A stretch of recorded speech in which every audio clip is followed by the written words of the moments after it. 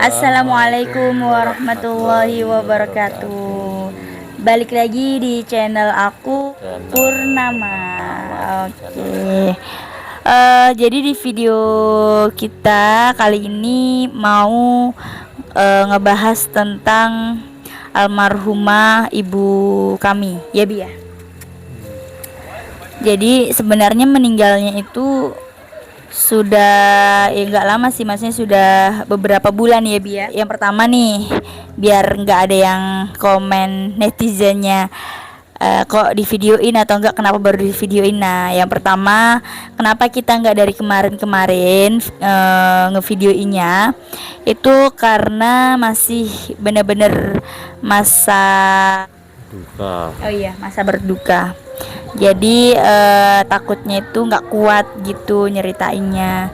Terus yang kedua, kenapa kita masukin video bukan untuk niat apa ya, kematiannya orang tua untuk diuangkan, bukan ya Bi ya. Jadi lebih tepatnya untuk mengenang. Beliau almarhumah itu kan sayang banget sama cucunya, yaitu anak kami ya Bi ya. Jadi biar anak kami tuh kalau udah besar bisa ngelihat video ini dan bisa tahu gitu. Seenggaknya walaupun kita pasti bakalan cerita sih gitu. Terus yang kedua juga ya mungkin benar mengenang juga. Jadi biar kita itu inget terus, bukannya kita kalau nggak bikin video lupa ya. Maksudnya itu kayak yang pokoknya kita niatin walaupun almarhumah ibu kami itu sudah meninggal lama, insya Allah kita selalu maksudnya itu ada di hati terus gitu. Dalam arti itu nggak yang udah meninggal udah kayak yang ya udahlah meninggal, nggak seperti itu ya Bi ya. Jadi untuk lebih jelasnya, jadi beliau itu ibu kandungnya suami aku ya Bi ya. Jadi ada anak berapa Bi? Tiga. Jadi ada anak tiga ya Bi ya. Jadi suami aku tuh yang pertama apa yang kedua ya namanya Bi?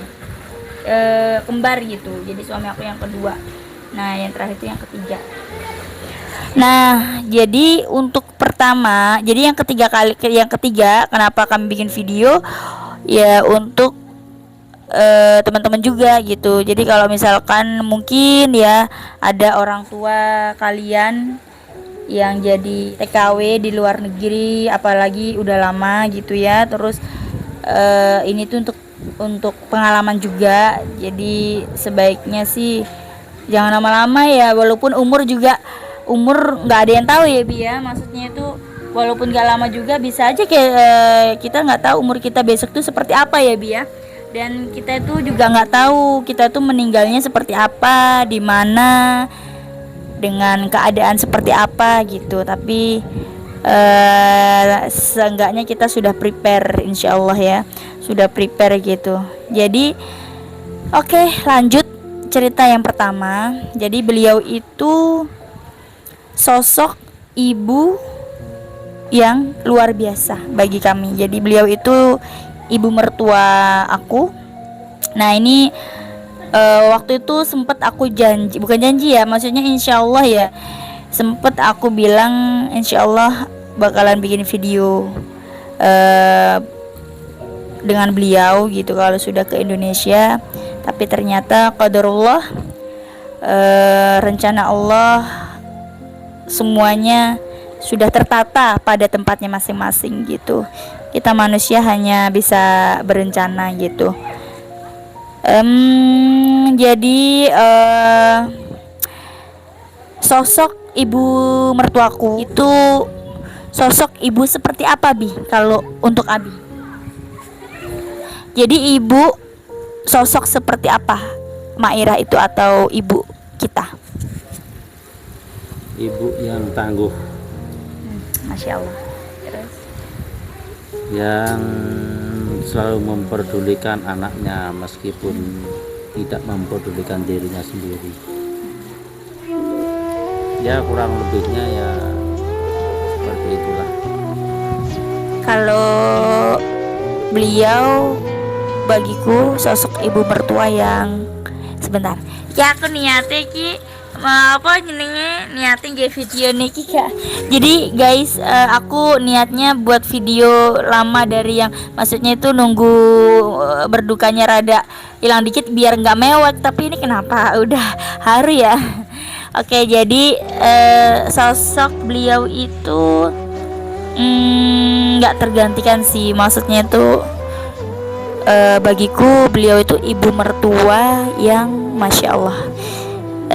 Benar yang dibicarakan suamiku tadi, beliau sosok yang tangguh gitu. Kenapa?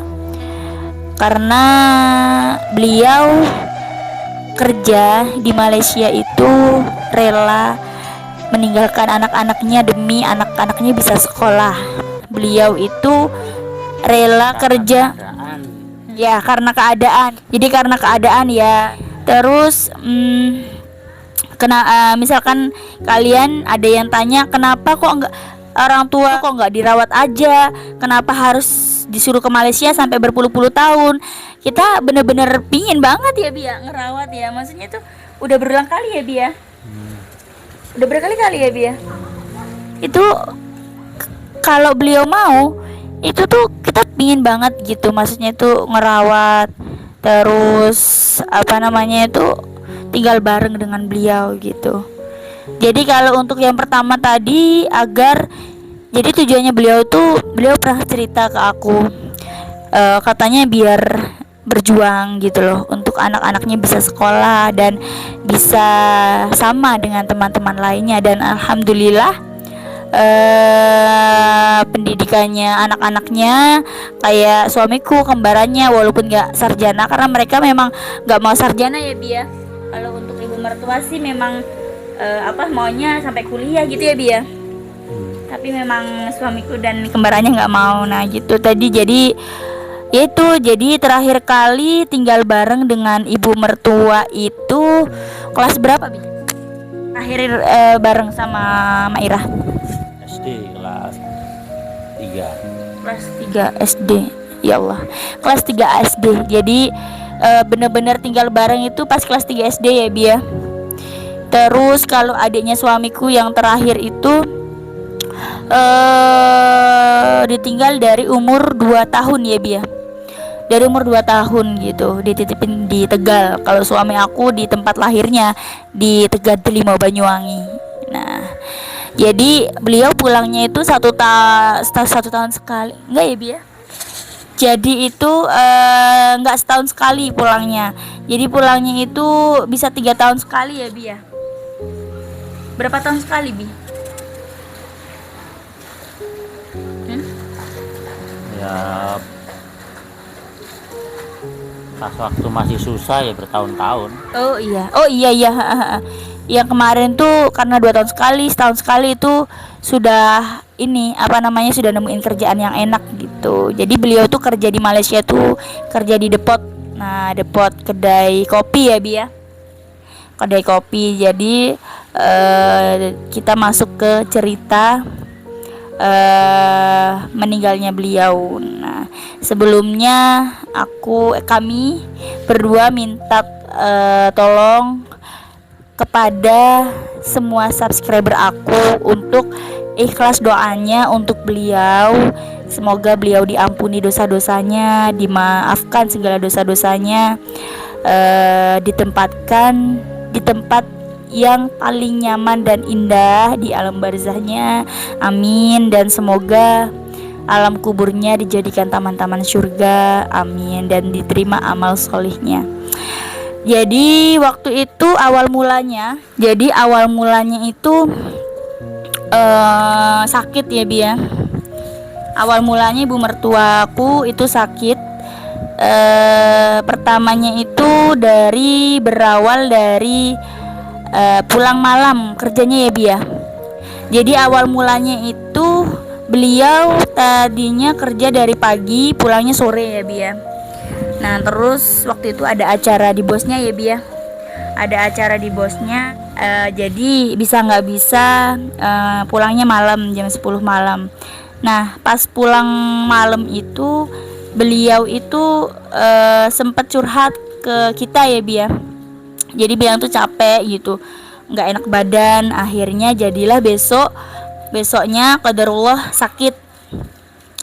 Jadi sakitnya itu kelihatannya biasa, cuman nggak tahu kenapa ya aku tuh kayak ada perasaan nggak enak gitu. Dan beliau itu pertama kali telepon aku karena kebetulan beliau lebih dekat ke aku gitu. Dan sedikit informasi, beliau tidak mempunyai anak perempuan ya Bi ya, jadi lebih dekat di aku gitu. Nah habis itu pas di telepon itu untuk pertama kalinya aku melihat beliau nangis gitu. Bukan nangis ya, lebih tepatnya jadi kayak nelangsa gitu, tiba-tiba keluar gitu air matanya. Padahal secara kasat mata itu cuma sakit gitu doang. Dalam arti kasarannya itu beliau pernah sakit yang lebih parah dari itu gitu. Bukan sakit sih, kecelakaan. Benar-benar 1 bulan nggak kerja, benar-benar parah gitu.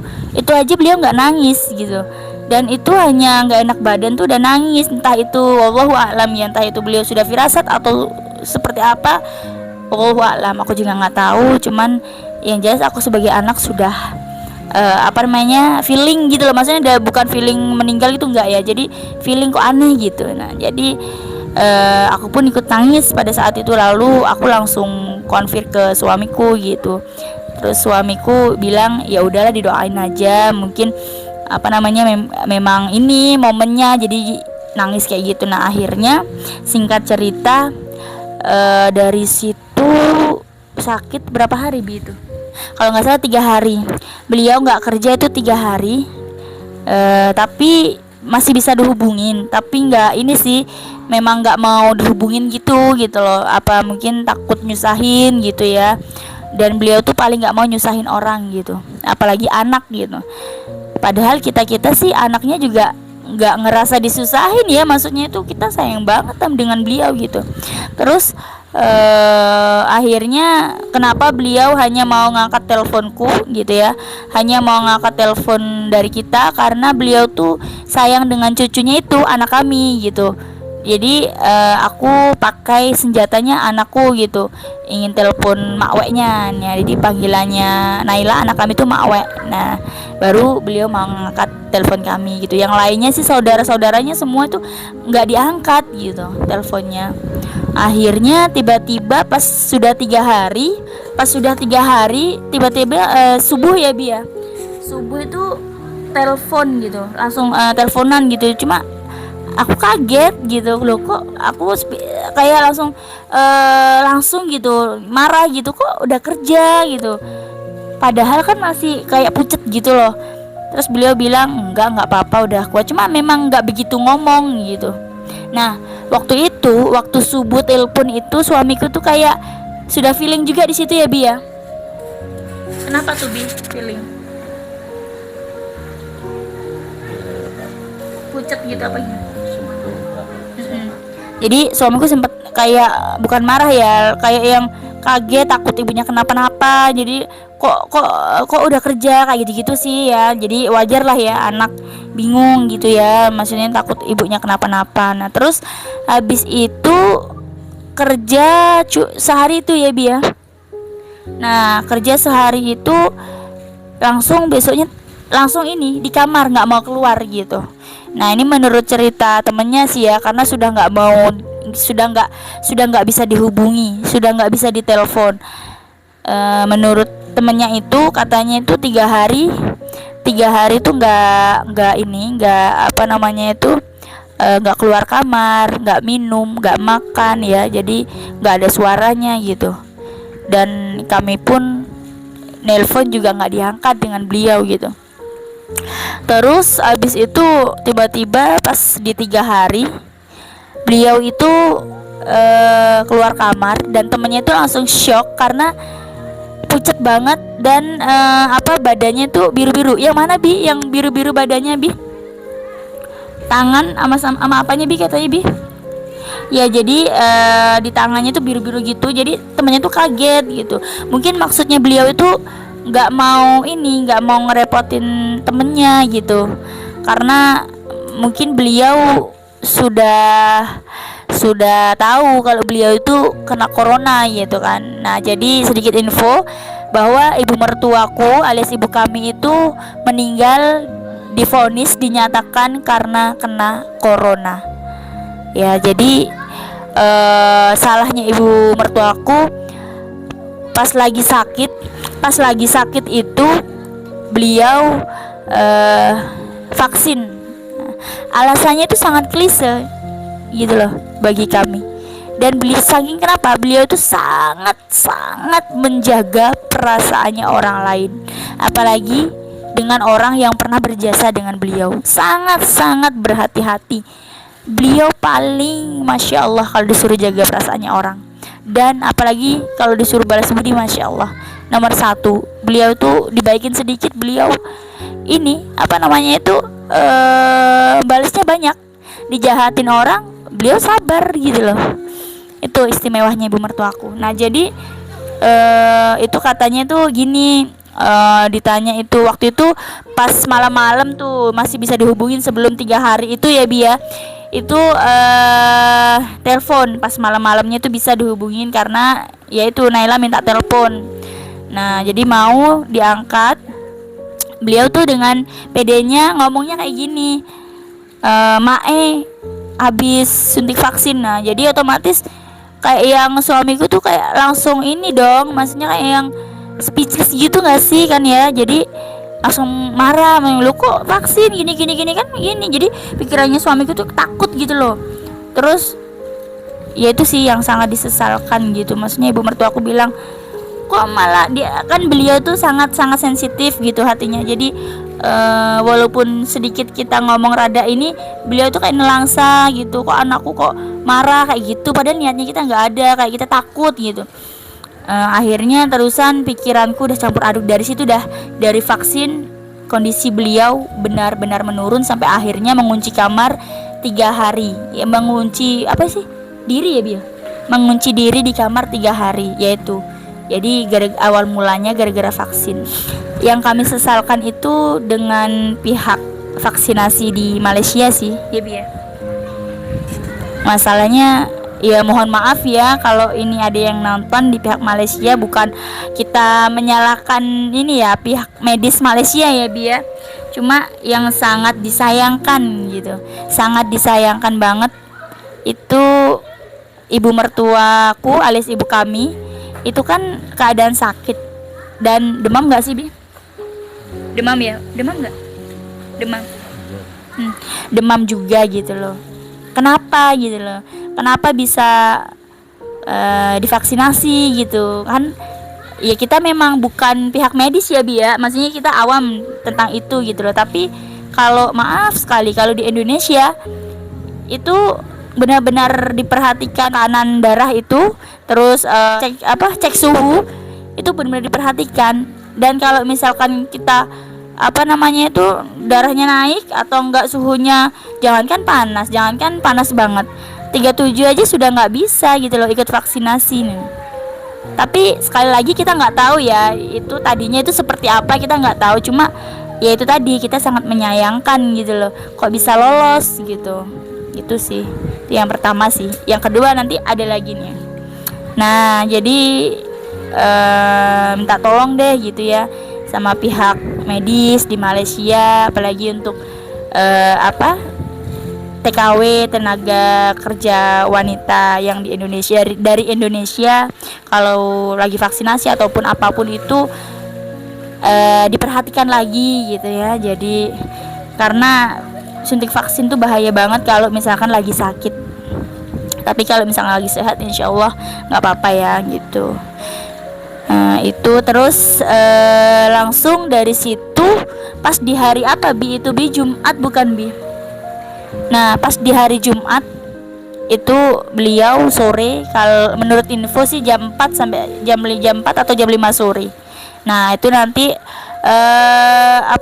insya Allah ya aku sertakan fotonya di sini, tapi nanti aku blurin ya. Jadi aku kasih emoticon karena beliau nggak pakai jilbab ya, aku takut jadi dosa jariah ya. Insya Allah nanti aku taruh di sini.